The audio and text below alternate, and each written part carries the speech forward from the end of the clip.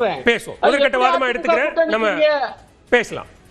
திருமிகு விஜயதாரணி, இங்க தென் மாவட்டங்களை குறிவைக்கிறீங்க.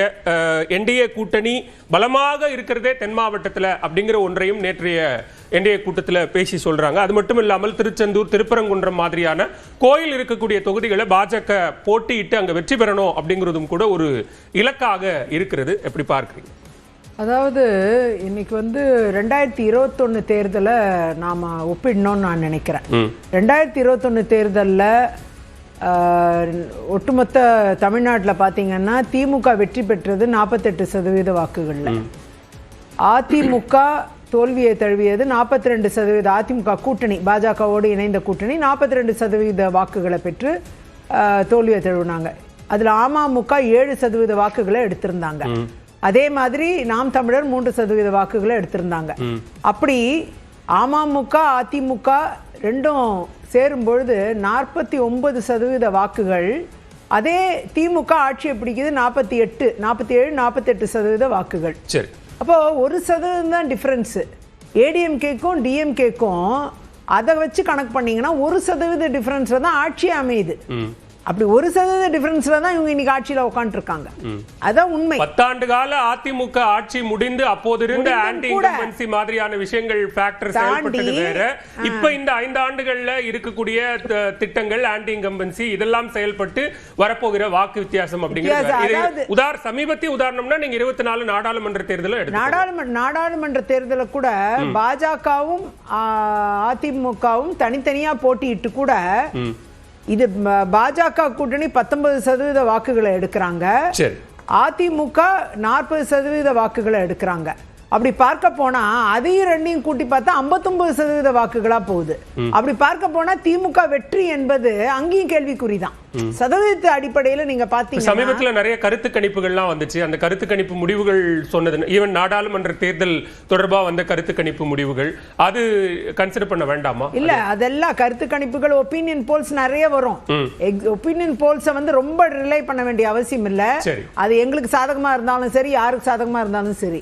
ஆனா அதே நேரம் எக்ஸிட் போல்னு வரும்போது கொஞ்சம் ரிலை பண்ண வேண்டிய அவசியம் இருக்கும். அதையும் தாண்டி அதிசயங்கள் நடக்கலாம், என்ன வேணா நடக்கலாம்.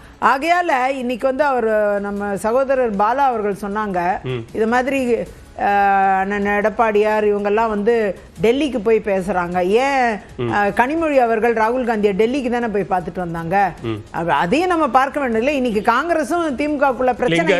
தமிழ்நாட்டில் அதிமுக தான் தலைமை, கூட்டணிக்கு தலைமை தாங்குகிற முதலமைச்சர் வேட்பாளர் தான் திரு எடப்பாடி பழனிசாமி. இருக்கட்டும், அவர் போய் டெல்லிக்கு பேசிட்டு வர்றது, அவர் போய் டெல்லிக்கு பேசிட்டு வர்றது, அமித்ஷாஜி அங்கிருந்து இங்க பேசிட்டு போறது, அவர் வீட்டுக்கு போயிட்டு வர்றது, நான் எடப்பாடியார் வீட்டுக்கு போயிட்டு வர்றது, பிரதமர் அவர்கள் இங்க எடப்பாடியார மேடையில பெருமைப்படுத்துவது, இது எல்லாமே இந்த கூட்டணிக்கு பெருமை சேர்க்கக்கூடிய விஷயங்கள் தான். அதுவும் தமிழ்நாட்டுக்கு வந்துதான் இதெல்லாம் செய்யறாங்க. அதுதான் நீங்க பார்க்கணும். தேர்தல் இன்னும் அறிவிக்கவே இல்லை, அதுக்கு முன்னாடியே இவ்வளவு நடந்துகிட்டு இருக்கு. ஓராண்டுக்கு முன்னாடியே கூட்டணி அமைஞ்சிருச்சு. ஆகையால இன்னைக்கு ஓராண்டுக்கு முன்னாடி கூட்டணி அமைஞ்சிருச்சு, ஆனா இன்னும் தொகுதி பங்கீடு தொகுதி பங்கீடு இனிமே தான் வரும். ஏன்னா கோட் ஆஃப் கான்டக்ட் அறிவிச்ச பிறகுதான் தொகுதி பங்கீடு எல்லா கட்சிகளும் வெளியிடுவாங்க. அது வரைக்கும் உள்ள பேசிக்கிட்டு இருப்பாங்க எல்லா கட்சிகளுமே. வெளியிட மாநில தலைவர் நயினார் நாகேந்திரன் என்ன சொன்னார்னா, பிரதமரனுடைய வருகைக்கு பிறகு தொகுதி பங்கீடு பேச்சுவார்த்தை தொடரும். இப்ப என்ன சொல்றாருன்னா, தேர்தல் தேதி அறிவிக்கட்டும், அதற்கு பிறகாக தொகுதி பங்கீடு பேசுவோங்கிறார். மேக்ஸிமம் தேர்தல் தேதி 4-5 நாள்ல அறிவிச்சிருவாங்க. அறிவிச்ச பிறகு தொகுதி பங்கீடு முதற்கட்ட கருத்தா எல்லாமே வந்துரும். இன்னொரு கருத்து சொன்னாரு, சுருக்கமா சொல்லிடுங்க. அதாவது நான் வரேன் திரு பாலா, இடைவேளைக்கு போயிட்டு வந்து நான் எய்ம்ஸ் பத்தி சொன்னாரு. எய்ம்ஸ்க்கு நில ஆர்ஜிதம் பண்ணிட்டு முடிக்க வேண்டியது திமுக அரசு. அதை பண்ணி தராம நேற்றுக்கு மதுரைக்கு வரும்போது எய்ம்ஸ் பிரதமர் திறந்து வைப்பாருன்னு தகவல் வந்துச்சு. செப்டம்பர்ல திறந்து வைப்பாங்கன்னு சொல்லி ஏற்கனவே சொல்லியாச்சு. பேசுவோம், முதற்கட்ட வாரமா எடுத்துக்கலாம். அடுத்த சுற்றுல உங்ககிட்ட சொல்லி முடிச்சிடுறேன். மெட்ரோவை பத்தி சொன்னாரு. இவங்க ஒழுங்கான ஸ்கீமை திமுக கொடுத்திருந்தா இந்நேரம் அந்த மெட்ரோ த்ரூ ஆயிருக்கும். மக்கள் நிறைய பேசியிருக்கிறோம், இன்னமும் பேசுவோம். ஒரு சிறிய இடைவேளைக்கு பிறகு தேர்தல் யுத்தம் தொடரும்.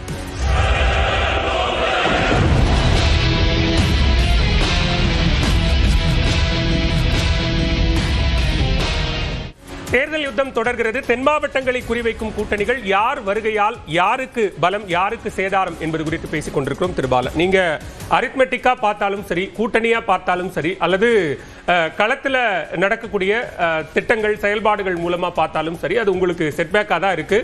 என்டிஏ கூட்டணிக்கு தான் பலம் இருக்கு அப்படின்னு ரெண்டு பேருமே சொல்றாங்க. செட்பேக்குங்கிறது வந்து 100% கிடையவே கிடையாது. மேடம் அவங்க சொன்னாங்க இந்த மாதிரி எய்ம்ஸுக்கு வந்து இவங்க நிலம் லேண்ட் அக்விசிஷன் பண்ணதே வந்து லேட்டு அப்படின்ற மாதிரி சொன்னாங்க. லேண்ட் அக்விசிஷன்லாம் பண்ணி முடிச்சு தான் 2019 நரேந்திர மோடி அவர்கள் வந்து அடிக்கல் நாட்டினார். ஒரு எய்ம்ஸை வந்து கட்டி முடிக்கிறதுக்கு 7 வருஷம் இப்போ வரைக்கும் இன்னும் முடிக்கல. அதுக்கப்புறம் வந்து பார்த்தீங்கன்னா இன்னும் எப்போ திறக்க போகிறாங்கன்றே தெரியல. அவர் அருணன் சார் சொன்னது மாதிரி ராமநாதபுரத்தில் தான் இவங்க எல்லாமே போய் படிச்சுட்டு இருக்கிறாங்க. அப்போ ஒரு எய்ம்ஸை மதுரைக்கு கொடுக்கறதுல நீங்க 7 வருஷம் கட்டி முடிக்கல. ஆனா இதே காலகட்டத்தில் இந்தியாவில் இருக்க வட மாநிலங்கள்ல இருக்க அத்தனை பகுதிகளிலையும் எய்ம்ஸ் கிட்டத்தட்ட நாங்க 15 எய்ம்ஸ் கொண்டு வந்திருக்கோம். நரேந்திர மோடி தேர்தல் பிரச்சாரத்தில் சொல்றாரு.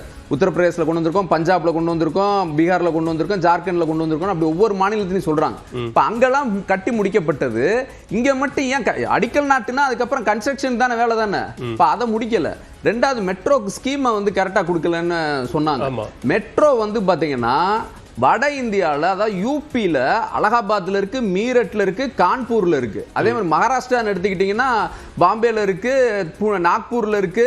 அப்படி ஒவ்வொரு மத்திய பிரதேசம் எடுத்தாலும் ராஜஸ்தான், ஒவ்வொரு மாநிலங்களையும் பாஜக ஆளும் மாநிலங்கள்ல 3 சிட்டிலனாலும் குறைந்தபட்ச மெட்ரோ திட்டம் வச்சிருக்காங்க. ஆனா நம்ம இங்க வந்து பார்த்தோன்னா கோயம்புத்தூருக்கோ மதுரைக்கோ இப்படி கேட்டா, பழமை வாய்ந்த நகரம், தொழில் நகரம் அப்படின்னு கேட்டா அதுக்கு வந்து இவங்க வந்து கொடுக்க முடியாது அப்படின்னு சொல்றாங்க. சரிங்களா? அப்ப அந்த 2 பாயிண்ட் வந்து இது இந்த மாதிரி திட்டங்கள் கொடுக்க மாட்டேன், ஓட்டு மட்டும் வேணும்னு என்ன அடிப்படையில் வர்றாங்கங்கிறது ஃபர்ஸ்ட் பாயிண்ட். இல்ல, இப்ப நீங்க சொன்ன இந்த மெட்ரோ எய்ம்ஸ் மட்டும் இல்ல, பல திட்டங்கள் மத்திய அரசு கொண்டு வருகிற வீடு கட்டும், பிரதம மந்திரி வீடு கட்டும் திட்டம் முதற்கொண்டு பல மத்திய அரசினுடைய திட்டங்களை தமிழ்நாட்டில் செயல்பட விடாம தடுக்கிறீங்க அப்படிங்கிறது பிரதமருடைய குற்றச்சாட்டு. அதாவது செயல்பட விடாம தடுக்கிறோன்றலாம் கிடையாது. இவங்க வந்து மும்மொழி கொள்கையை அமல்படுத்தணும்னு சொல்லி இந்தி திணிப்பை நாங்க செய்வோம் சொல்றதுனால தான் அந்த ஒரு விஷயத்துல வந்து நாங்க அதுக்கு எதிர்ப்பு தெரிவிக்கிறோம். ஏன்னா தமிழ்நாடுங்கிறது இருமொழி கொள்கை தான். அது அதிமுக அம்மையார் ஜெயலலிதாவால வந்து ஏற்றுக்கொள்ளப்பட்ட ஒரு விஷயம். சரிங்களா? இன்னைக்கும் அதிமுக அதே நிலைப்பாட்டுல தான் இருக்கு. அந்த நிலைப்பாடு அவங்ககிட்ட சொல்லுங்க. அதே நிலைப்பாட்டுல தான் இருக்காங்க. அதே மாதிரி நீங்க இப்ப ரயில்வே திட்டம் வச்சாலும் இந்தியால மொத்தம் 2,78,000 கோடி பட்ஜெட்ல தமிழ்நாட்டுக்கு 12வது இடம். வெறும் 7,200 கோடி தான் கொடுத்திருக்காங்க ரயில்வே பட்ஜெட். எல்லாத்துலயுமே மோடி அரசு வந்து பாத்தீங்கன்னா ஒரு பொருளாதார தடை விதிக்கிறது மாதிரி தான் செயல்பட்டு இருக்காங்க. அப்புறம் இன்னொன்னு வந்து நீங்க கேட்டீங்கல்ல, அதாவது இங்க இருந்து கனிமொழி அக்கா வந்து டெல்லி போய் தானே பேச்சுவார்த்தை அப்படின்னு சொன்னாங்களே. நாங்க வந்து பாத்தீங்கன்னா ஈக்குவல் ஃபுட்டிங்ல அப்படிதான் வந்து எல்லா எங்களுடைய கூட்டணியில இருக்க சிறிய கட்சியினால் கரெக்டா மதிச்சு அப்படிதான் எங்க தலைவர் வந்து பண்ணிட்டு இருக்காங்க. உங்களை வந்து பாத்தீங்கன்னா இங்க இருந்து கார் விட்டு ஒவ்வொரு காரா மாறி மாறி போய் எடப்பாடி பழனிசாமி அவர்கள் போய் அமித்ஷாவை சந்திச்சதும் இங்க திரு அமித்ஷா வந்தாருன்னா அவர் வீட்டுக்கு போய் பார்க்கறாரு, சாப்பிடுறாருன்னு சொல்றாங்க. வந்தாரா? இது அதிமுக தலைமையிலான கூட்டணியா என்டிஏ கூட்டணியான்றதுக்கு நேத்து பிரதமர் மோடி பதில் சொல்லியிருக்காரு. இது என்டிஏ கூட்டணியோட ஆட்சியை தான் நாங்க வந்து அமைக்க பாடுபடுவோம்னு. எடப்பாடி பழனிசாமி அவர்கள் அதிமுக ஸ்டாண்ட்ல தான் இருக்காரு. அப்புறம் பிரதர் அவர் சகோதரர் சொல்லும்போது சொன்னாங்க, இந்த மாதிரி அமமுக தென் மாவட்டங்கள்ல 25% வாக்கு வந்து ஒவ்வொரு தொகுதியிலும் வந்து 25 தொகுதியில அதிகமான வாக்கு. மேலூர் தொகுதி, உசிலம்பட்டி தொகுதி, அதுவும் இன்னும் சொல்ல போனா கோயில்பட்டியில அவர் மாணிக்கராஜா இருக்கும்போது வாங்கின ஓட்டு அந்த மேக்சிமம் ஓட்டு வாங்கி இருக்கிறார். அதுவும் டிடிவி தினகரன் வாங்கினது. போடி நாயக்கனூர்ல எல்லாம் இவங்க வாங்கின தொகுதி ஓட்டு வந்து அமமுக வெறும் 5000. ஒரு 4-5 தொகுதியில தான் இவங்க 10,000 ஓட்டு வாங்கியிருக்காங்களே தவிர அமமுக. அதனால அது ஒரு பெரிய அப்படி இருந்துச்சுன்னா டிடிவி தினகரன் வந்து போட்டியிடலாமே. அருணன் அவர்கள் சொன்ன மாதிரி ஏன் வந்து தயங்குறாரு? தேர்தலில் போட்டியிட மாட்டேன்னு சொல்லியிருக்காரு திருமிகு விஜயதாரணி. இங்க பாஜகவுக்கு தமிழ்நாட்டில் வாக்குகள் கிடைக்காது, மக்கள் வந்து வாக்களிக்க மாட்டாங்க அப்படிங்கிற காரணத்தினாலதான் பாஜகவை மத்திய பாஜக தமிழ்நாட்டை முற்றிலுமா புறக்கணிக்குது. பட்ஜெட்லயே எந்த திட்டங்களும் இல்ல, திட்டங்களை செயல்படுத்தவும் முனைப்பு காட்டுறது இல்ல அப்படிங்கிறது அவர்களுடைய குற்றச்சாட்டு. இல்ல அது முற்றிலும் தவறு. நீங்க வந்து அதிமுகவோடு இணைந்து தேர்தலை சந்திச்ச 2021 42% வாக்குகளை பெற்றிருக்கோம். அதே மாதிரி 2024 19% வாக்குகள் பாஜக மட்டுமே, அதிமுக இல்லாத தனியா போட்டிட்ட போது கூட 19% வாக்குகளை பெற்றிருக்கோம். அது மாதிரி பாஜகவுக்கு மக்கள் வாக்களித்தால் தானே வாக்கு சதவீதம் வரும், இல்லைன்னா எங்கிருந்து வரும்? அந்த அளவுல நீங்க பாத்தீங்கன்னா இன்னைக்கு வந்து நிறைய திட்டங்கள் தமிழ்நாட்டுக்கு வழங்கப்பட்டு இவங்க ஏற்காத திட்டங்கள், ஆபா இன்சூரன்ஸ் உள்ளே வரவிட மாட்டேங்கிறாங்க. 10 lakh எக்ஸ்டெண்டட் இன்சூரன்ஸ் அதை வரவே விட மாட்டேங்கிறாங்க. அது மாதிரி இன்னைக்கு எய்ம்ஸ் திறந்து வைக்கல அப்படிங்கிறது பேசுறாங்க. செப்டம்பர்ல எய்ம்ஸ் உறுதியா ஓபன், செப்டம்பர் அக்டோபர்ல ஓபன் பண்ணுவாங்க. பல மாநிலங்கள்ல எய்ம்ஸ் கட்டப்பட்டு திறக்கப்பட்ட நிலையில ஏன் தமிழ்நாட்டுல அது நடக்கல அப்படிங்கிறது அதாவது இன்னைக்கு தமிழ்நாடு முதலமைச்சர் அவர்கள் வந்து கன்னியாகுமரிக்கு வந்து தக்கலை பஸ் ஸ்டாண்ட அவசர கதியில எப்படி திறந்து வச்சாருன்ட்டு எல்லா ஊடகத்திலையும் நீங்க பார்த்திருப்பீங்க. அது ஒண்ணுமே இல்ல, ஃபார்மலா ஒரு சின்ன இது தட்டி போட்டிருக்கு, அதுல மண்ணை இறைச்சிருக்காங்க, அதை திறப்புலா பண்ணிட்டாங்க. இருங்க நீங்க பேசும்போது நான் பேசல, நான் பேசி முடிச்ச பிறகு நோட் பண்ணிட்டு நீங்க பதில் சொல்லுங்க. அதாவது அது மாதிரி அவசர கதியில திறந்து வச்சதை மக்கள் விமர்சனம் பண்ணிட்டு இருக்காங்க. அதே மாதிரி மாற்றுத்திறனாளி கட்டடம், அங்க கட்டடத்தையே காண, மாற்றுத்திறனாளிகள் போர்டு வச்சுட்டு நிக்கிறாங்க. ஒண்ணுமே இல்லாத இடத்த திறந்து வச்சுட்டு போயிருக்காரு முதலமைச்சர். இந்த மாதிரி அவசர கதியில திறக்கணும்னு அவசியம் இல்ல, ஒழுங்கா முடிஞ்ச கட்டடத்தை திறந்து வைக்கிறது தான் பிரதமருக்கு அழகு. அதான் அவர் செய்யறாரு. இந்த மாதிரி முதலமைச்சர் பண்ற மாதிரி விஷயங்களை நாங்க செய்யறது கிடையாது. தமிழ்நாட்டுக்கு மட்டும்னா அதுல ஏதாவது சிக்கல் இருக்கா? மற்ற மாநிலங்கள்ல செய்ய முடிகிற, ஏற்படுத்த முடிகிற ஒன்றை தமிழ்நாட்டுல செய்ய முடியல அப்படின்னா தமிழ்நாட்டு மக்கள் பாஜகவுக்கு வாக்களிக்க மாட்டாங்க. அதன் காரணமா எதுக்கு தமிழ்நாட்டுக்கு திட்டங்களை கொடுக்கணும்? அதனால நீங்க தமிழ்நாட்டுக்கு நேற்று என்னெல்லாம் திட்டங்கள் கொண்டு வந்தோம்? 3 மடங்கு நிதிகள் கடந்த 10 ஆண்டுகள்ல போன யூபிஏ ஆட்சி, காங்கிரஸோடு திமுக இணைந்த ஆட்சியில இருந்தப்ப கொடுத்ததை விட 3 மடங்கு அதிகமா நிதிகள் வழங்கி இருக்கணும். பிரதமர் அவர்களே நேற்று தினம் மதுரையில சொல்லியிருக்காரு.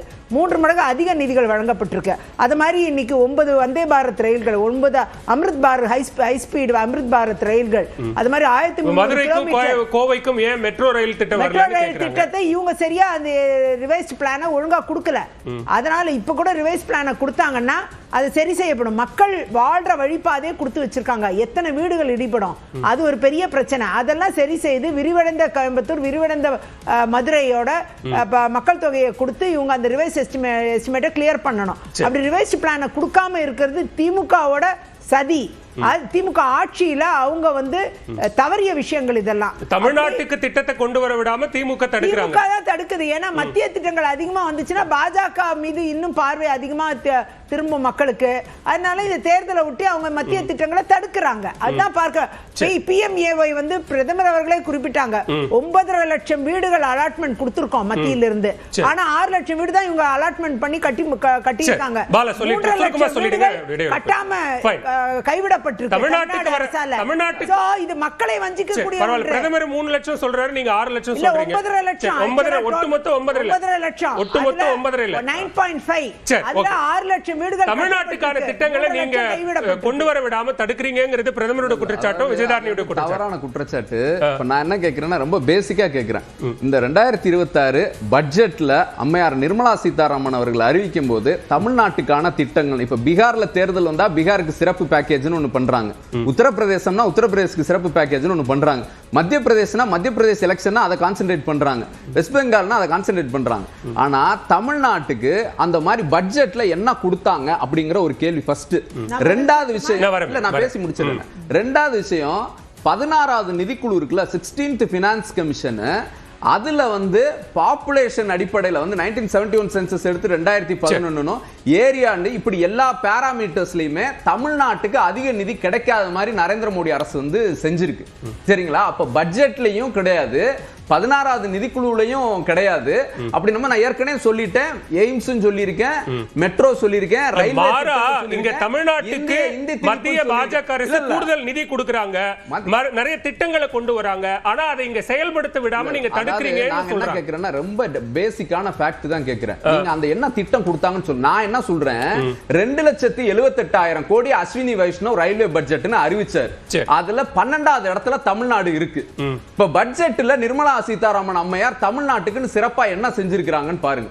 ஏன்னா ஏற்கனவே அதாவது 2015 இன்ஃபேக்ட் வந்து அருண் ஜேட்லி அவர்கள் தமிழ்நாட்டுக்கு எய்ம்ஸ் அறிவிச்சது. இப்ப இன்னைக்கு 11 வருஷம் ஆச்சு. அப்ப இது வந்து ஒரு என்ன இவங்க என்ன மனப்பான்மையில செயல்படுறாங்க. ஓகே, தென் மாவட்டங்கள் குறித்து பேசும்போது இந்த எய்ம்ஸும் மெட்ரோவும் நான் வர இடைவேளைக்கு போயிட்டு வந்துடுறேன். எய்ம்ஸும் மெட்ரோவும் கூட ஒரு முக்கிய பங்காற்றக்கூடிய அம்சமாக மாறி இருக்கிறதா என்பது குறித்தும் பேசலாம். ஒரு சிறிய இடைவேளைக்கு பிறகு தேர்தல் யுத்தம் தொடரும்.